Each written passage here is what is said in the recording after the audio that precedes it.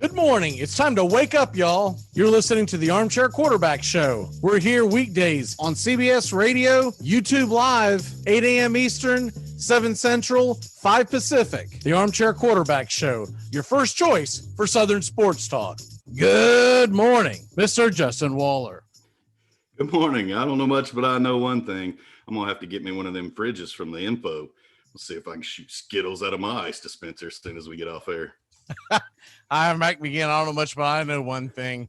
Justin and I have decided that we are going to identify as the new female bobsled team in the this year's upcoming Olympics to get a free ride over to Japan. I'm definitely driving. You're the pusher.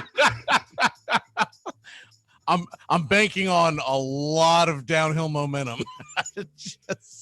You're listening to the Armchair Quarterbacks.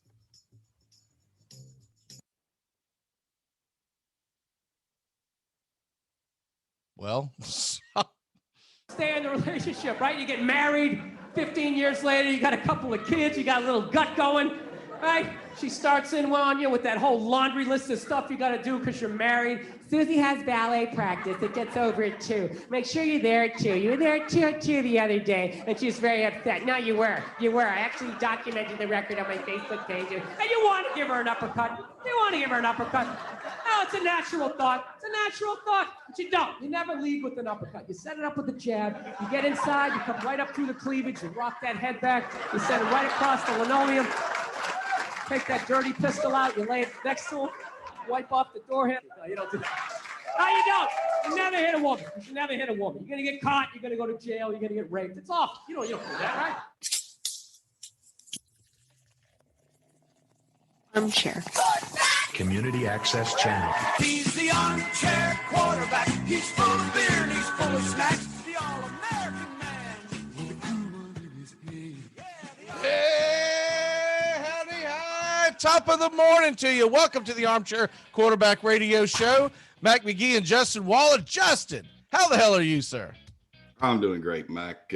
We've got a certain individual turning 40 in our household this weekend. So you? Or is it? No, it's not me. Trust me. Okay. I would be asking for days off if it was.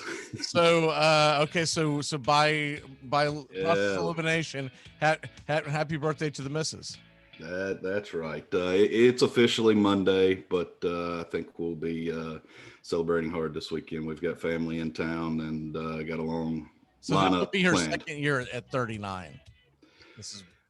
I think she's holding at 33 times, plus 8. Fair enough. She lies enough about it that I'm confused about it. I have to remember my age and remember what I have to add to the number. I never. Daddy told me marry older woman, teach you something. I rarely ever bring that subject up with my wife because she always likes to remind me that when we met in the bar, I lied about my age. A lot. I told her, I've never pulled that one. I said, hey, at that time I pulled it a lot. I was in my late 30s, and at that time, a lot thinner, and I could pull off late 20s or mid 40s, depending how old she was, and we'll just leave that story at that. It's like, how's it going to benefit me? Daddy issues or a cougar trying to pounce? What's going on here? Life problems, huh? Exactly. Life hack. All right. If I can ever drop this weight that we're trying to drop, I should do a podcast for that, for young bucks who are single and give them some tips. No one's gonna believe a fat ass like me right now ever pulled a girl, so they're like, whatever, dude. By the way, with that topic at hand, and of course we'll be doing our weigh-in next week, but we have began a new diet this week. Oh, it's brutal. It's absolutely brutal. I'll let you know this weekend if we actually made it. But okay. It's the fasting diet. And the theory is you fast for X amount of hours per day, and then you eat responsibly in between the hours when you're supposed to eat. And it's supposed to, I told my wife, I said, I'll give it a good solid month or so, but if I don't see some kind of, gain from this or loss, I guess is what I'm trying to say. I was like, I can't do this. I mean, we're talking 16 hours a day that you just don't eat a thing. All you can do is drink, supposedly water. But I'm like, there's gonna be some cheating on that on the weekends. We ain't doing water unless they find a really cool version of water.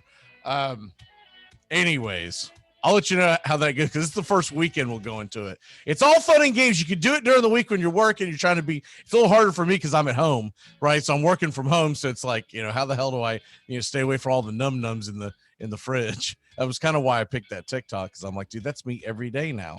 I go, oh no, man, look what I found. Crap, I can't eat it. All right, let's go ahead and dive into what we're gonna do for the batting practice at hand, because this subject, I'll kill the music. This subject borderlines on ridiculousness, and I knew that they were allowing transgender athletes to try to compete in the Olympics, and I thought there would be enough blowback where it wouldn't happen. But this story that came out this week, I'm sure a lot of people are familiar with it by now, but it's a guy who is competing in the female weightlifting in the Olympics in the heavyweight division, and he's just crushing everyone. He's got squatting like, I think I saw 628 pounds or whatever, which is nothing for a real guy, but a real guy in the Olympics. I'm not saying like your average Joe's like, what the hell are you talking about, dude?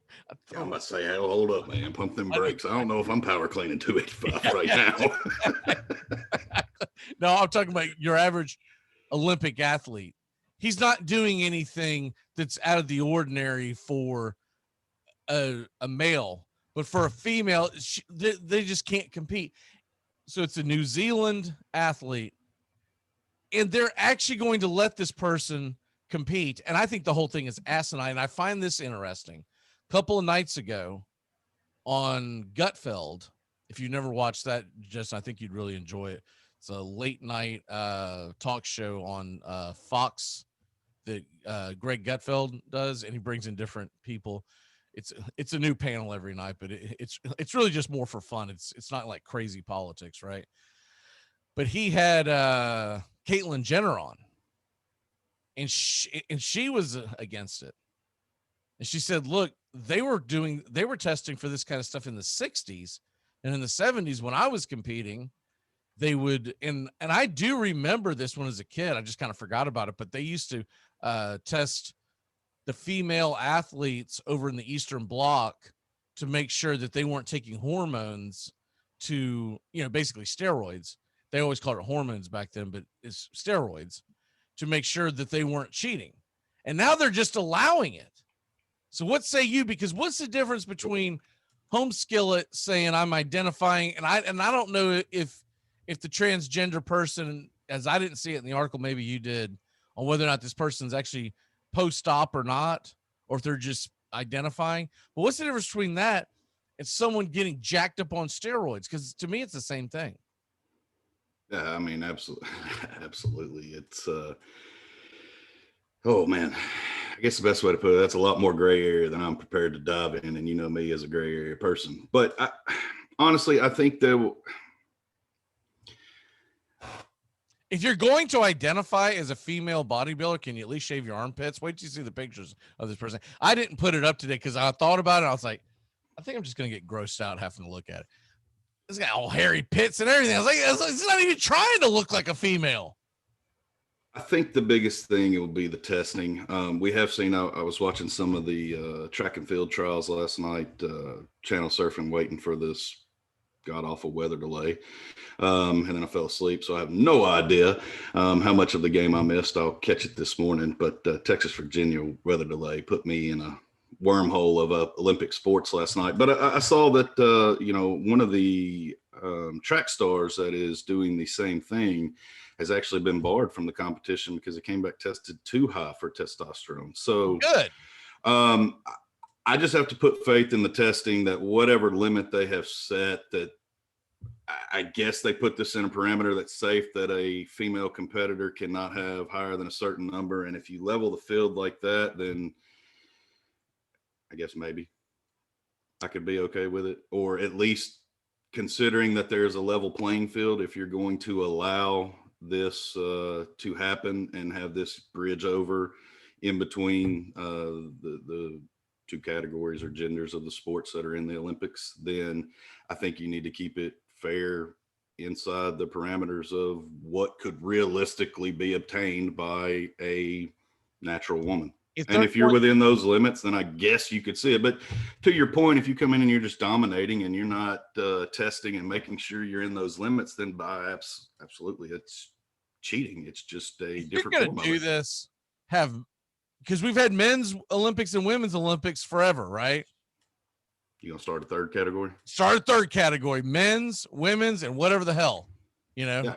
And being that you can compete in it, it's either that or you just combine the two, and then women never get a chance to compete again. And that's what's being lost in this, because normally the woke crowd is going to be for most of the woke crowd is feminists, et cetera, et cetera. It's the women that are getting screwed in this, because you're not going to have a female identify as a man, transgender, whatever you want to call it, flip over and all of a sudden start outrunning Usain Bolt. It's not going to happen, right? So there's a reason why we always had the division, because it's science. It's science. And yet somehow the science is being ignored when it comes to sport. And it's just, I think it's terrible for everything across the board. The Olympics are supposed to be a way to bring the world together. This is not bringing the world together. This is more political crap, in my opinion. I agree 100%. And as having, fortunately, they're going to find out a little bit younger. She's not in, I have a daughter and she's younger. She's not as old as my son. And so she's not in organized sports. We're starting with it. We're at nowhere near the level, but I try and sit back and think, what do you do in that situation? Say I'm 10 years down the road and this is coming up and we're in high school sports. And that was how do I safely put my daughter into organized sports? It sets women's sports back forever, because you can't safely put your daughter out there in that situation. Your daughter's she's 6 now. Yeah, okay, that's what I thought. I'm just between 5 and 6. So let's just say fast forward 15 years from now, and she has spent, we'll say from ages 8 till we'll say 20-ish, whatever, that she's going to be. We'll just pick a typical one. Let's take wrestling. We see a lot of transition over in there. Let's take wrestling. Well, okay, we can take wrestling as well. I was going to use a typical female one, which would be like soccer, okay? And you let a guy take her spot on the Olympic team because he's identifying or whatever the hell he's doing, transgendering, transforming, more than meets the eye. That's all I remember from the Transformers. Which, man, that is more than meets the eye. He takes her spot. The hell kind of sense does that make? And how is that fair to her? And that's the kind of stuff that really, I know at the end of the day, I've never given a damn who's won the women's weightlifting gold medal, but some little girl did. And she grew up trying to compete and wanted to legitimately compete, whether she won or lost. That was the beauty about the Olympics. You wanted your gold medal, but the beauty of it was competition, right? And now it's going, that freak show took somebody's job or somebody's place in the New Zealand weightlifting team. And so that's where I'm at on that. I can't, and I don't care if that gets me cancel culture or whatever the hell. I cannot expect a female to compete against a biological male, especially in something like weightlifting. Absolutely. I mean, and that's my biggest fear going through, is that you just completely annihilate the record books in women's sports and just the equality that they have built over the years and made their sports competitive. I mean, you set them back decades. Get rid of the WNBA, get rid of WTA, get rid of the LPGA, because we're all just going to compete against each other. And that's a fancy way of saying the best guys are going to be out there playing. It's just ridiculous. Okay, let's get into Mississippi State football as we are grinding through the summer months. And I wanted to pick a fun one for a Friday because Mike Leach, one of our favorite coaches, year 2 now at Mississippi State. And you're looking at, by the way, College World Series doubleheader today. Vandy NC State begins it. and you said you did not see the end of last night's game. So we will leave. I will update everyone after you leave the show who Mississippi State's going to play.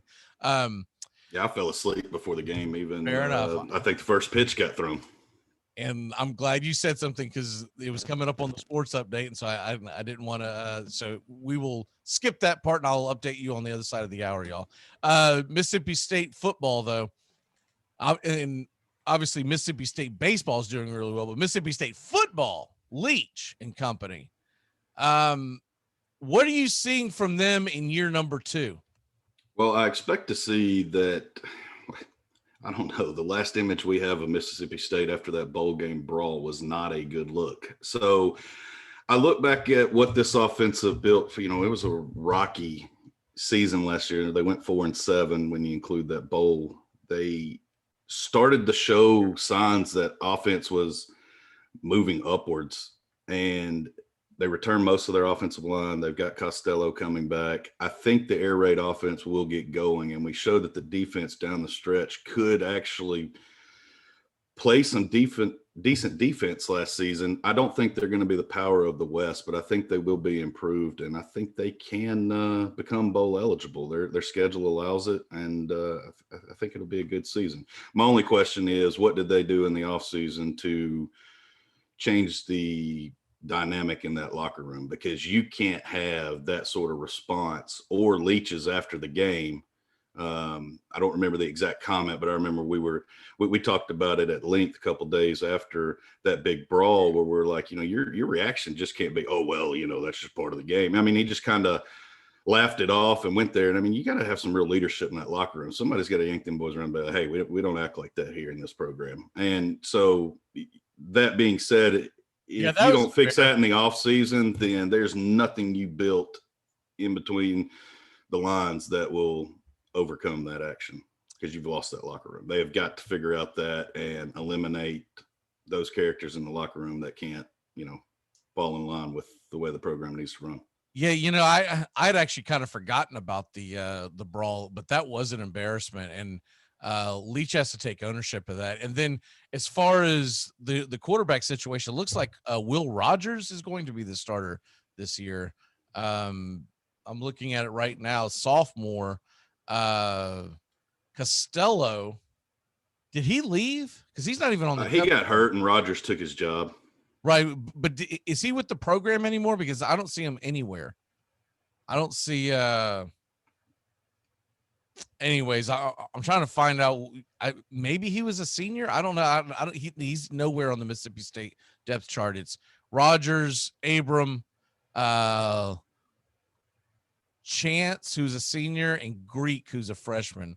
So he's either injured forever. So in other words, they're not planning him playing this year, or something's up, because Will Rogers, the sophomore, looks like he's going. My point of bringing up Costello was not that he was on the roster, just that we saw him come in and he passed for like 623 yards against LSU. And, at that time they were the defending national championships. We're like, whoa, this air raid's going to work. But then we realized as the season went on, LSU wasn't exactly defending national champions that we thought they would be. So there was a little bit lackluster, but we saw the high offense performance out of that. So the SEC, I think you can run an air raid offense, but he's got to get the talent in there to run it.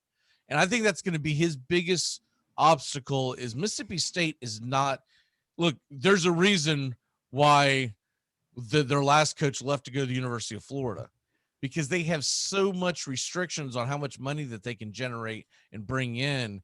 And so that also is obviously going to affect your recruiting. I think he still gets a pass this year, and I think you have to see what he does in year number 3, because for all intents and purposes, this is kind of his first year. And I'm going to say it's going to put a lot on his defensive coordinator and the defensive side of the ball, because the downfall to the air raid offense is my God.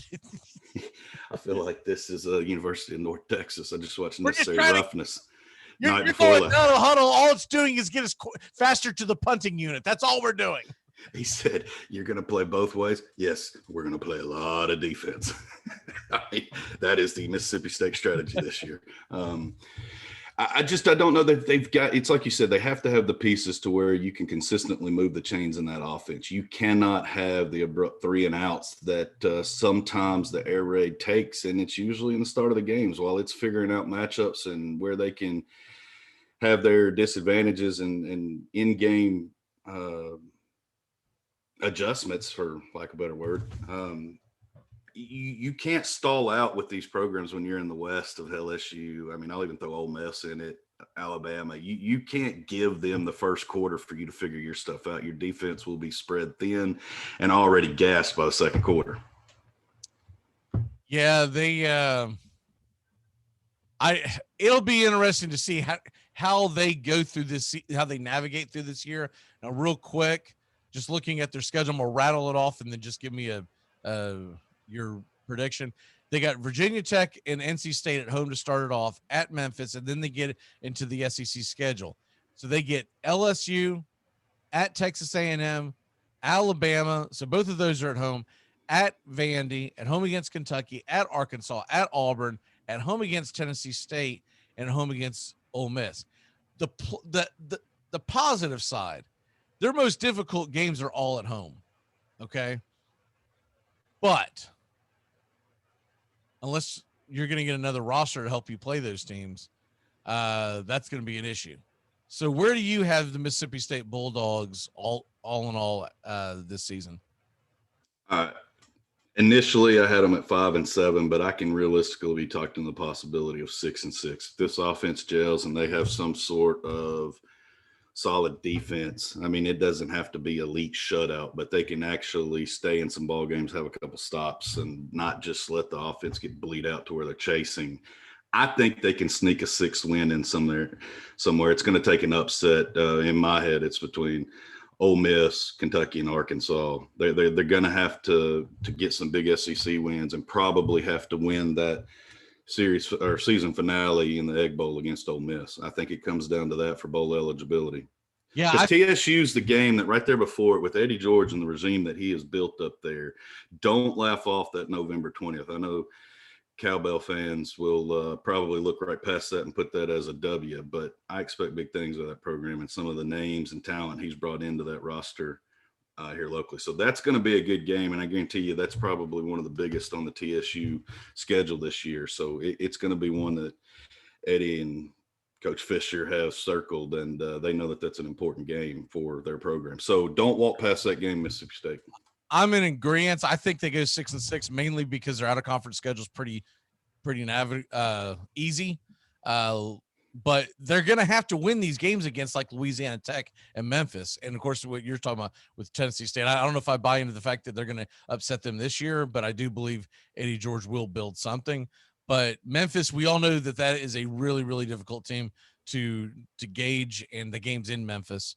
And so they're going to have to pull out regardless. I think best case scenario, they go 3-1 out of conference, which means they've got to find 3 wins in the conference. What is your walk-off for the day, sir? I just want to tell everybody, have a great weekend. Hope to see you Monday. We going to celebrate the wife's birthday, and be safe, everyone. All right, brother. Great job. And we will see you Monday with an ice pack on your head. Probably. Yeah. All right. We'll see you. We're going to be back in a second with the Armchair Quarterbacks radio show and YouTube Live. Matt Carr's on the way. We're going to get to talking the WNBA. No, we're never going to talk. The sports. Match for a good blast here in 2 seconds. Armchair Quarterbacks Radio covers the whole SEC the whole season long. Dobbs heaves it. They're bunched up in the end zone. It's tipped up. It's caught. It is caught. Jawan Jennings. Just the start of things. First quarter at the Gator Bowl in Jacksonville. As Walker digs to the right. Gets outside. The 35. Look out. He's past midfield and he's got a blocker. Cuts to the inside. Herschel Walker. There he goes again. Straight up the middle. Touchdown. Delayed reaction, but Tebow got it. Oh, jump pass. How about that? Oh, my gosh. That looks like 1955. Holy cow. Are you kidding me? Oh.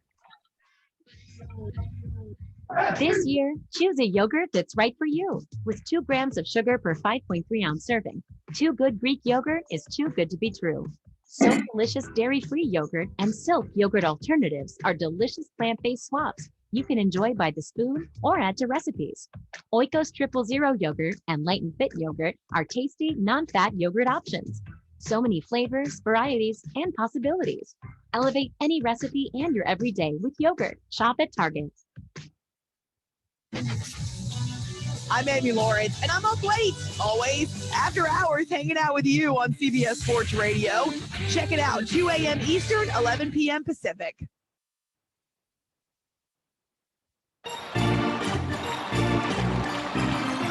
Hey, everybody, it's Harry Carey for the Armchair Quarterbacks. Get yourself a cold Budweiser every Saturday morning and join in the fun and watch the neighborhood play. 10 a.m. Eastern, 9 a.m. Central. They talk about my Cubbies. It's Joey Ariola, Christian Pledge. He's a White Sox fan, but we'll give him a pass. Hey, why do they call it White Sox? Their jerseys always look very dirty to me. Sounds like something that could be cancel culture to me. Let's look into that, Cubbies fans. It's the neighborhood play, only on the YouTube channel Armchair Quarterback Show. Harry Carey signing off. Seeing double, because I'm ordering triples. Go Cubbies and the Armchair Quarterbacks. Armchair. Community Access Channel. It's like people only do things because they get paid. And that's just really sad. Look, you can stay here in the big leagues and play by the rules, or you can go back to the farm club in Aurora. It's your choice. Yes, and it's the choice of a new generation. I've been hoodwinked. I've been bamboozled. Woo! Friday morning, baby! Let's go! Get out.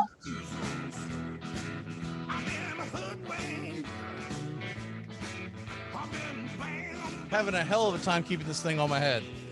How the hell are you, Matt Carr? I'm good, man. It was good to see old Harry Carey still kicking it. Yeah, we got him to climb out of the grave one time. So the reason why I've got this stupid hat on is, can you make out the shirt? Because I know it's kind of difficult.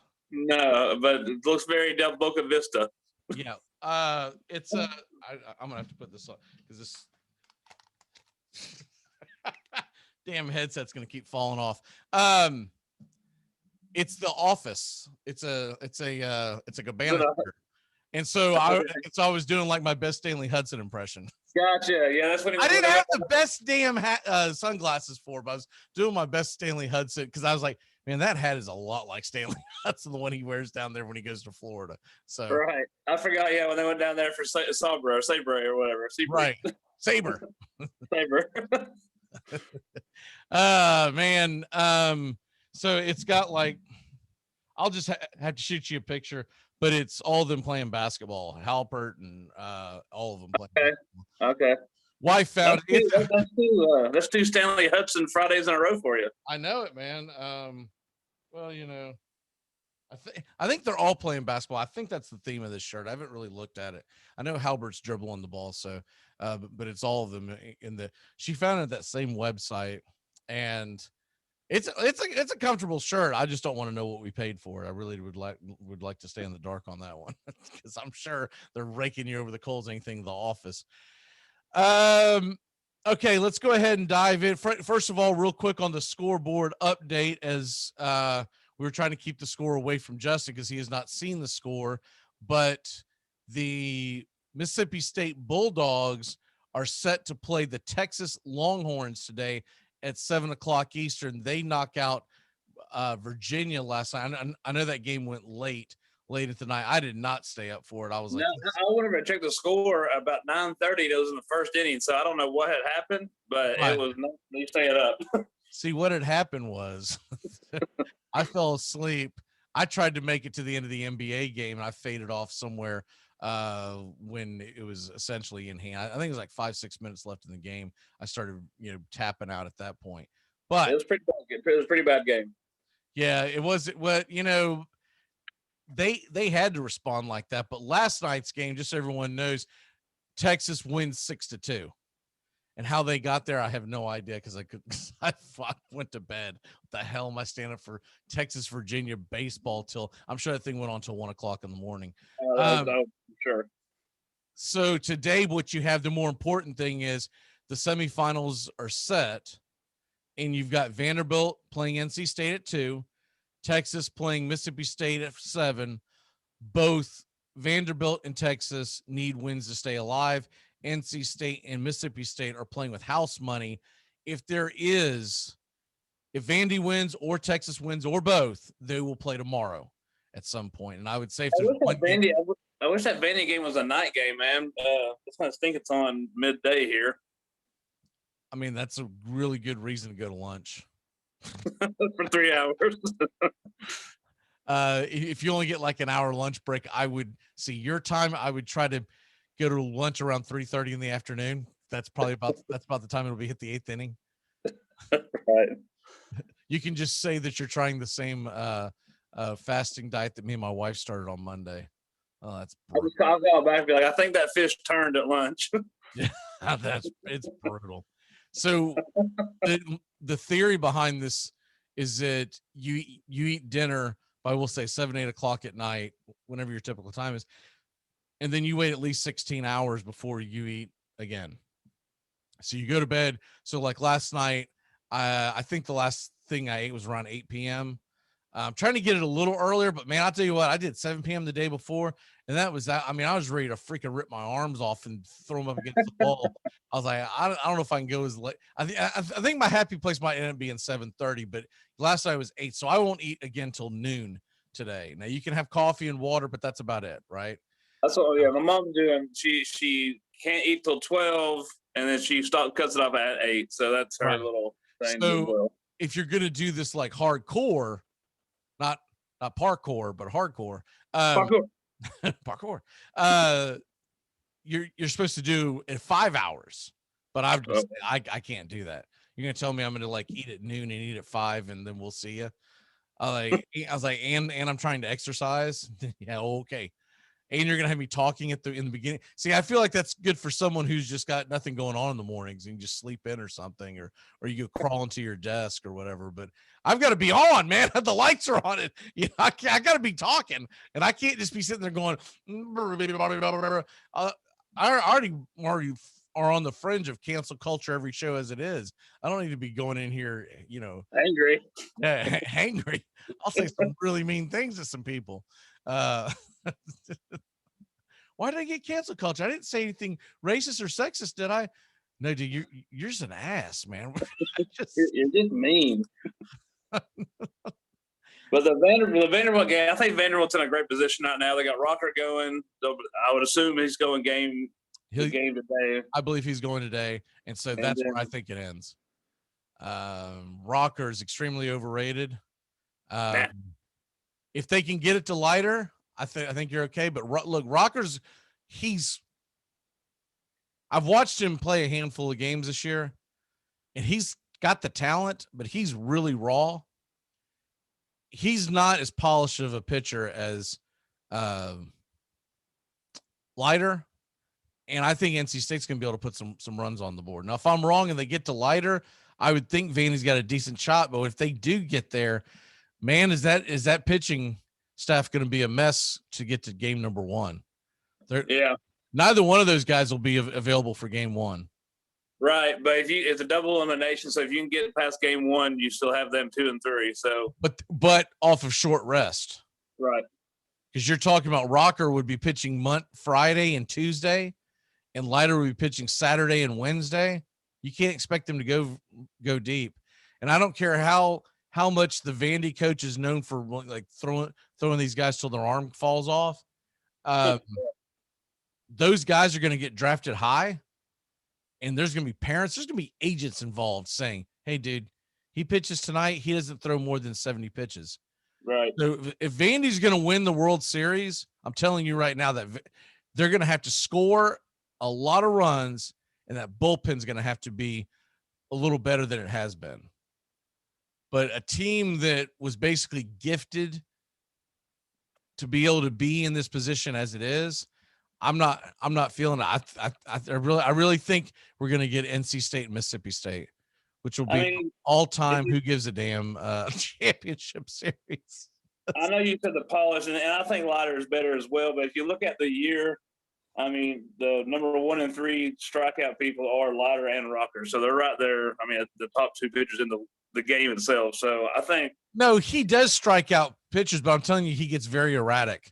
Like, this is something. So I'd say I probably watched 5 Rocker games. I probably watched about 7 or 8 Leiter games, and he's very erratic. Now look, if Rocker comes out and pitches one of his better games, then all will be well. But he has the tendency to get in trouble early, and that's when NC State's going to have to try to pounce. NC State, I don't know how the hell they got here.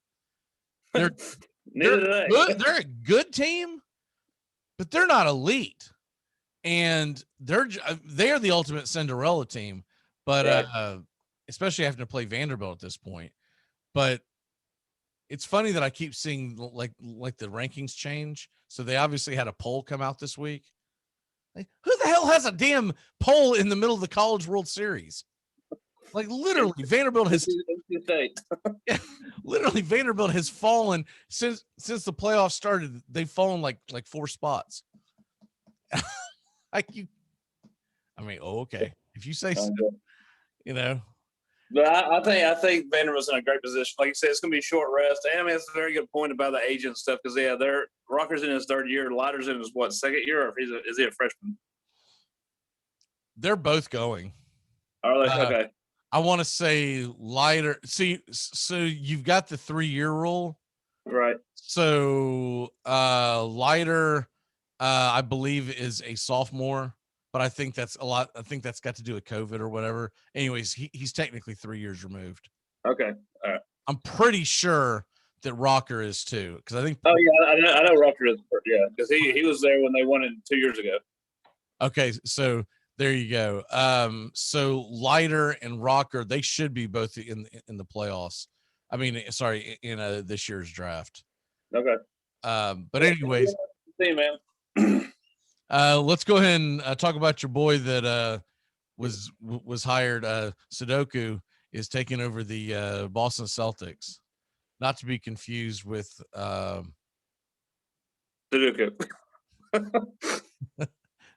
Well, that's what I meant to say. What did I say? Sudoku? I meant to say Sudoku. Whatever the hell the game is where you put numbers in that I've never understood. That one. Right. I always walk by people playing, go, "What are you doing?" Sudoku. Parkour. All right, well, you stay away from me. No. Like me and you talked about, man, like a fresh face. Be a man and do a word search. Come on. Right. Connect the dots. 43. He has no head coaching experience, but has been an assistant for quite some time. And the big thing that I know you like about him is that he was under Pop, Greg Popovich, but he wasn't there very long. He was there from 2010 to 2011 season, and I'm sorry, I've got this. 7 years. Yeah, I'm sorry, I was looking at his players history. Okay, yeah, so he was there 7 years, and then he went to the Sixers where he helped develop Ben Simmons' shooting touch, and then he went to the Brooklyn Nets and taught Kyrie Irving, how to talk to the media. So he's really, really impressed me so far in his career. He's checking all the boxes. He really is. Yeah, he's coming from Popovich, I think is a thumb. He's coming from the Sixers, which you couldn't find a more undercoached team over the last several years. And now he's with the Nets, which, let's be honest, you and I could have been an assistant coach of the Nets. So I don't have the most, I'm not going to say he can't do it. I'm just not sold that he's going to do it, because what the hell has he done?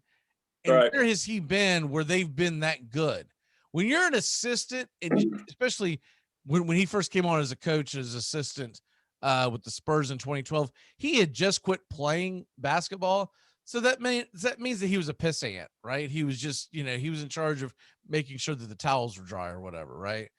And so by the time he became an actual full-time coach, the Spurs haven't been good since. So I'm not sold that he's really done all that much. I'm not sold, but apparently Tatum and Brown and Smart are. That's our 3 core people. So I'm gonna parkour people. So, I mean, but like you said, man, like we needed something different just to shake things up again. Just see a different face instead of Stevens. And you said that about any NBA team. Just rotate them every 4 years. It's good. Let's see what happens. I know one thing that's going to happen. The Indiana Pacers are about to be really good. Yeah, because they went and got the guy that the Celtics should have hired, Carlisle. I think that's a little absurd that they didn't go after the guy with the best track record. Because he was waiting for that, Matt, because he didn't pick up. He didn't accept the Indiana job till after the Celtic job was filled. Right. And we all know why he's over there in Indiana, because Larry Bird's not a dumbass. And he said, "Come on over, man. Let's go." So I'm not sold on Stevens yet because he never really did anything as a coach. Everyone wanted to say that, he's one of the best coaches in the NBA. You know, why was he one of the best coaches in the NBA? The hell did he do? He never made it to the finals. I know he got you to the Eastern Conference Finals 5 times. He never made it to the finals, which is like that is the minimum you should be able to do as a Celtic coach. Right. And I'm not going to put all the blame on him because Danny Ainge never put together a championship roster. He didn't. So the trade to move Kemba Walker, that's going to be interesting. I'm excited about that, mainly because I like Horford, but that really was just a money move because you're basically getting a guy who's making half the amount of money that Kemba Walker's making, and frees you up a little bit. Now, do you think that might open the doors for them to sign someone big this free agency, or do you think that we might still be a year away from that? I hope we do, man, because we've saved some money, but it's just I've been burned so many times by Ainge where there's been so many players out there, and me and you get our hopes up, and then we go sign Fournier or whatever, Evan Fournier. So I don't know if we're going to get a stud this year, but I think Horford being back in that leadership role is going to put the Celtics right back in the top, a top 3 team in the East. Who would be the guy that you would say, man, that's the guy I want? I mean, honestly, I don't think you like him, but I wouldn't mind seeing Kawhi in Boston. But but is that realistic? I don't think he's going to be a Clipper next year. I love Kawhi, but he left Toronto because he wanted to go back home. Right. But Boston is not back home when you're from San Diego. Right. But I mean, obviously he realized, I just hope he don't go to the Lakers. That's what I'm saying. I mean, that's the guy that I would love to see. I don't think Chris Paul is realistic either. I think he's either going to stay in Phoenix or I could see him going to New York. The other guys that are out there, Mike Conley is going to be a free agent. That's just not a big name I want, though. I want a big man, big name. I got one for you. I don't know if the name is big, but he's playing big. Power forward, John Collins. What say you? Yeah, I love him. Love John Collins. He's a small power forward in my opinion. I think. What about Jared Allen? Where is he in Cleveland right now? Yeah. Yeah, I mean, he's good. Bring that big old hair over to me. I'll take that. I was about to say, man, the hairdo alone is going to make me a fan of him. Yeah. Here's another one. This isn't realistic for Boston. We'll probably do more of this on the next show. By the way, programming note, we won't have a show next Friday because it's 4th of July weekend. So I want everyone to recharge the batteries. But by the time we come back, it's going to be really close to free agency. But DeMar Rosen, start thinking about where you think he could end up at. Kyle Lowry. These aren't ones for Boston because I just think that you're going to, like you said, they need to – there's other spots to be filled and not basically junk up. You don't need more guys who need the ball in the hand, right? Right. Lonzo Ball's a free agent. Tim Hardaway. And that's where Lonzo Ball was rumored to the Celtics last free agency. I thought he was going to be there then. Right. I don't think that's where they go. I think they're going to have to go find a leader. Like a Kawhi is perfect, but then again, I don't know how realistic it is to put Kawhi Leonard back east when he left east. I think it's more likely he goes to like Phoenix and says, screw it, let's go, Right. Because that's really not that far from San Diego, which is where he's from. And some of No, the but I like the John Collins play. That would be cool. That's one of my favorite players to watch. Honestly, Atlanta's been fun to watch this postseason. John Collins is my prediction of who they go after. I would be down with that. I'm down. I'm totally down. Down, baby. Should I pack sandwiches? Mike Conley is an interesting one because he is a grit, but you know what he is. He is Marcus Smart 2.0. So if you're going to keep Marcus Smart, I don't know why you would go after Conley, right? I know that Conley's more of a point guard, but he gives you that feel of a Marcus Smart, like the gritty guy that you're going to put in the backcourt to facilitate the ball. And, I think it's most likely they go after either a veteran to lead so like a Chris Paul, right? Or B, if they go John Collins, now what kind of money is he going to command? I mean, right. After this year, I think he's going to command a lot of money. So it'll be interesting to see what they can do about that. Moving on from the Celtics, the Suns and Clippers.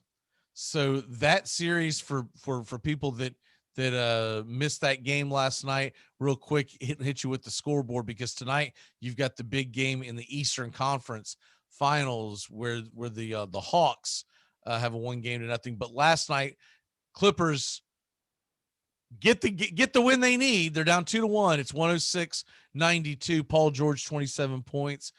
So he did step up. Chris Paul did play, by the way, y'all. He came back from the COVID. And so tonight we got Atlanta, Milwaukee, and then tomorrow night we have the Phoenix, LA. Saturday night, and the game's not starting till 9.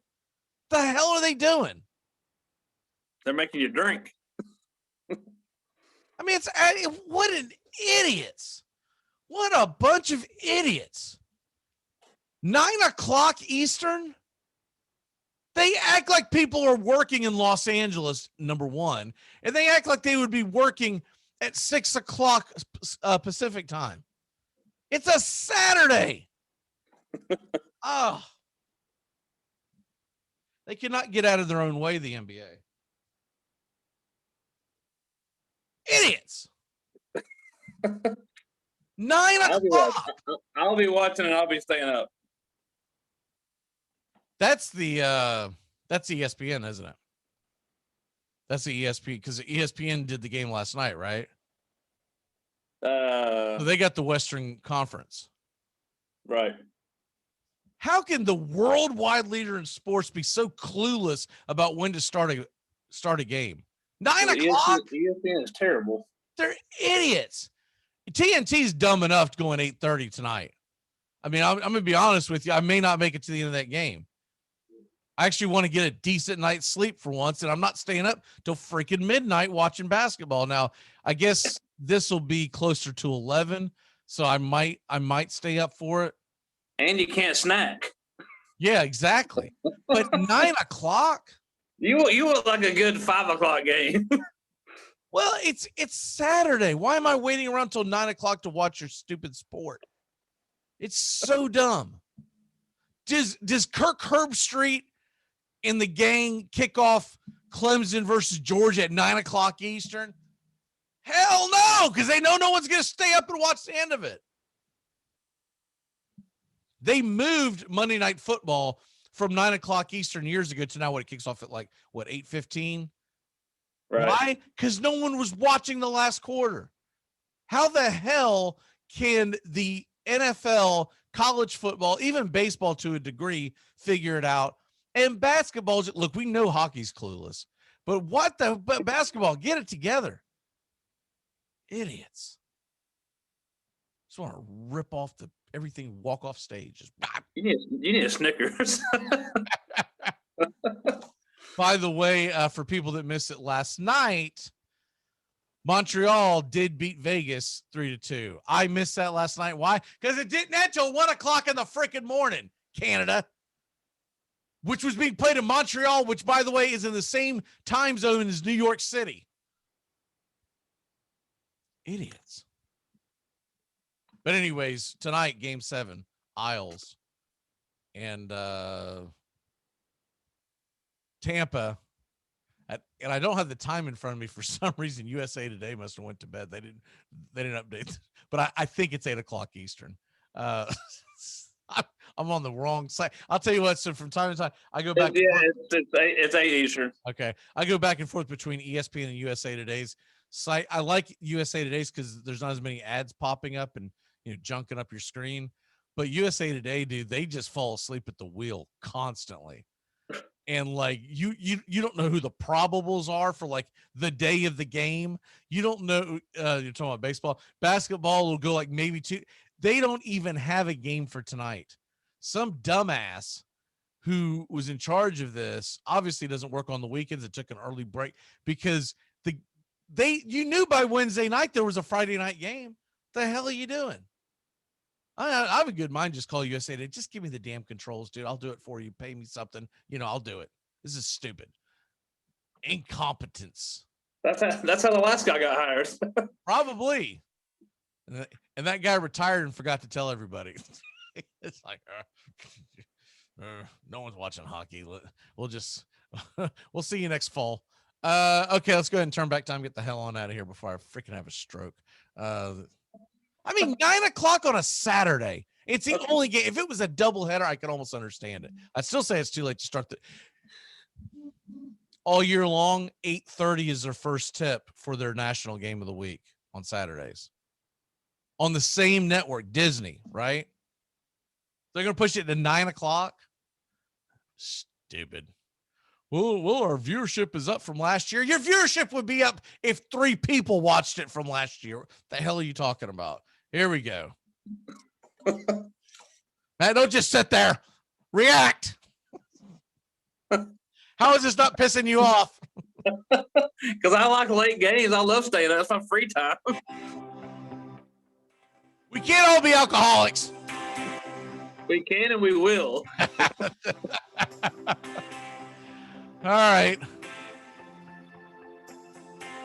On this date, here's an Orioles one. The Orioles and the Angels in 1961 set a major league record using 16 pitchers, 8 by each side. Ron Hansen, 14-inning homer off the Halos. Ron Klein, whatever. Eventually, the 9-8 victory at LA's Wrigley Field. So the Angels, this is something I did not know. The Angels field was originally called Wrigley Field.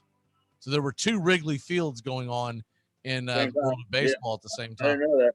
I did not know that. I don't know how I would know that in 1961, but it was a very good year. Birthdays. It's your birthday today. It seems kind of crazy too. You want dead or alive? Alive. Alive, Mr. Willis Reed. Man, he is 79 years old today. Okay. And for people who don't know who Willis Reed is, shame on you. You ought to know your sports. The famous Willis Reed game from. Could he have done that today? Oh, if he had done it today, everyone would have been like, they would have had a conspiracy theory about it. Right. It was more dramatic because things were more theatrical back then because you only had a couple of channels. Right. And people were actually watching back then because New York was in the finals. I'm just saying today, like you have to have your lineup set. You have to tell your probables or whatever. So I just don't see like he got injured at the beginning of the game, very beginning of the game. Yeah. If it happened today, no one would react to it because Willis Reed came back in the 4th quarter. And today, no one would have reacted because it wouldn't have happened until 1:30 in the morning. No one will see the damn thing. I'm pretty sure that game took place on like a Saturday afternoon. I think I've read that. It was during the daytime. Wasn't 1:30. Now we used to watch NBA at 1:30 in the morning because it was tape delayed. You had no other choice. Or we were drinking and watching the replay and didn't realize it. Exactly. I'll give you a dead one too. How about that? All right. Happy. Actually, there's not a real good dead one. I mean, there's some really good dead ones, but there's not a real good one that's dead. Adolf Brummer, the Swiss composer. Don't know why he's on the sports deal, but he was born in 1901. How old would he be if he was alive today? He never would have made it. All right. Never would have made it. What's your walk-off for the day? I want to watch. I really want to watch the Vandy game. I'm going for them. That'll be a fun little next 2 days for them. I'm going to watch College World Series. I want to watch it no matter what because it's been fun to watch. College World Series is my favorite baseball to watch. I know it's not yours. Well, I mean, if you're an Orioles fan, I kind of get it. I mean, come on, right? If you don't play fantasy baseball, I get it, you know. Just hanging out with the kids. A lot of kid activities this weekend. A lot of parties and birthday crap to do this weekend. So, my walk off for the day is I am actually going to pay attention to a little bit of the golf because now that I know that this is one of the bigger tournaments that I'd never really paid attention to. The Travelers Championship. I am going to try to keep an eye on that. Did not know all the big names that had won it over the years because it's changed names, so I didn't recognize it. But also be set for the College World Series, which begins on Monday. So during the weekend, where I don't think we're going to have any baseball, I'm going to go with. I'm not watching the NBA because I'm not staying up until 4:00 in the morning. So I guess I'm going to have to go with hopefully. The Isles pull off the miracle win tonight. And outside of that, baseball, Yankees, Red Sox. That's what's going on this weekend.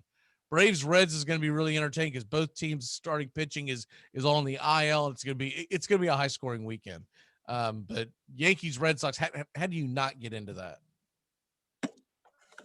And they're playing at 1:00 on Sunday. How about that? That's in your prime eating time. Breakfast, baby. Breakfast with the Yankees. I think that's probably a show somewhere. Breakfast with the Yankees. All right, brother. And we're getting more good news on all the folks that are going to be able to show up for the old school Nashville draft. So that should be a lot of fun. Yeah, text me later about that because I need to go ahead and get a hotel. Okay, we'll do. All right, brother. We will see you not next Friday, but the Friday after, as we are taking the next weekend off. And I'll get with you on all those days off that are going to be coming up around the bend. Because we're not going to be on during the freaking All-Star game because I'm not covering freaking Colorado All-Star game when the damn thing should be sitting in Atlanta, Georgia. On Hank Aaron night of all time. What is that? Put that thing on at 9:00 at night. Put it on NBA TV. All right, we'll see. We'll see you. Goodbye, sweetheart. Well, it's time to go. We're back tomorrow with another show. Well, unless we're fired, we'll talk to you then. Goodbye, sweetheart. Goodbye. Goodbye. Guys and gals, it's time to go. We'll see you on the next show. Same bat time, same bat channel. Thanks for listening to the Armchair Quarterbacks on these CBS Sports affiliates and catching the show on YouTube Live. We're here weekdays. Find Armchair Quarterbacks on YouTube Live today. Please subscribe and share and take us everywhere you go. The Armchair Quarterbacks, your first choice for Southern sports talk, live from the First Coast. Gonna get another cigarette, please get